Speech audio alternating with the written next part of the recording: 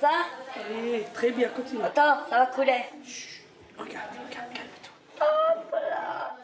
Très bien. Recréer une routine pour des enfants qui ont perdu tout repère. Azour est un peu la boussole de cette maison. Au quotidien, elle tente de leur donner un cap. Je leur apprends à faire la vaisselle, à faire un sandwich, à faire des pancakes. Parce que j'ai envie qu'ils sont un peu chez eux. Voilà, un peu. Je veux juste qu'ils sont un peu chez eux. Voilà, pas se sentir... Après, quand ils seront gros, ils auront un bon souvenir. Ah, ils sont trop beaux. Oui. Et je suis sûre qu'ils sont hyper bons. Oui. Le département de l'Oise a ouvert cette maison il y a 2 ans. Ce 31 octobre, 10 enfants y sont accueillis en urgence. Des garçons, des filles, âgés de 11 à 17 ans. Tous placés à l'aide sociale à l'enfance et dans l'attente d'une solution durable. Tu vas me dire ce que t'en penses. Oh, il est moche. Bah attends. Ah oui, il est moche. 8 éducateurs se relaient, à raison de 2 par service. Ensemble, ils tentent d'animer leur quotidien. Ici, on a quand même une maison qui nous permet d'avoir une ambiance un petit peu famille, quoi.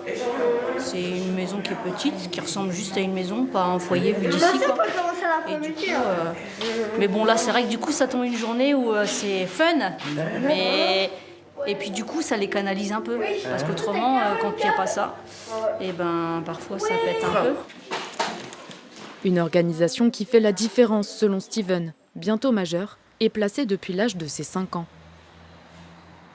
J'ai fait des foyers où on était beaucoup, énormément, 40, 50, donc c'est vrai qu'il y a des grands foyers, ici c'est plus une maison.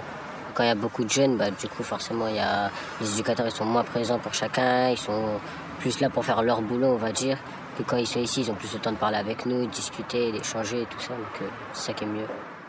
Cette maison peut accueillir au maximum 12 enfants, un chiffre parfois dépassé en fonction des urgences.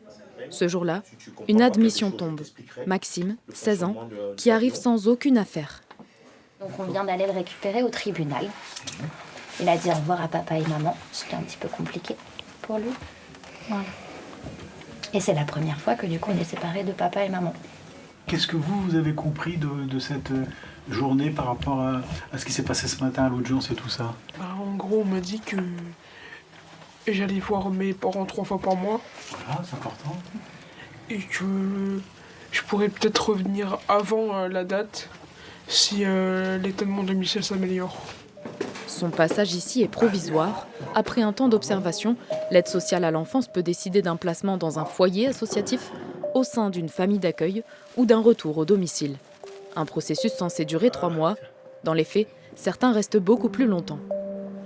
Je dis c'est 50-50. On arrive à trouver des solutions, des orientations au bout de 2 mois, au bout d'1 mois, au bout de 3 mois.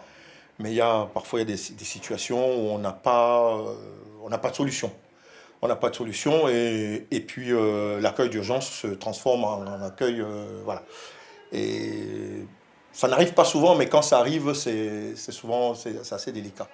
Lucie, 15 ans, est par exemple ici depuis bientôt 1 an.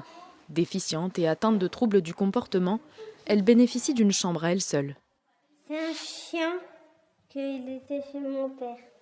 Du fait de sa pathologie, l'aide sociale à l'enfance peine à lui trouver une solution durable.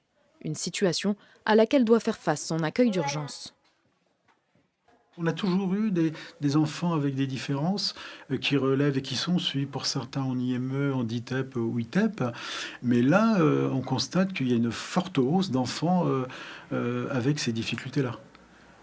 Ce qui n'est pas simple pour nous, pour les équipes, bien évidemment, parce qu'on n'a pas le service adéquat, c'est-à-dire que je n'ai pas les personnes qualifiées, préparées.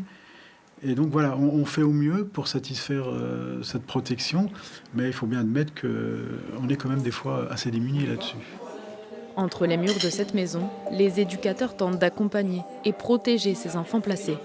Difficile toutefois d'empêcher les fugues, jusqu'à une 60aine en 1 mois, ou de lutter contre de nouvelles problématiques, comme les réseaux de prostitution qui ciblent de plus en plus des mineurs, de l'aide sociale à l'enfance.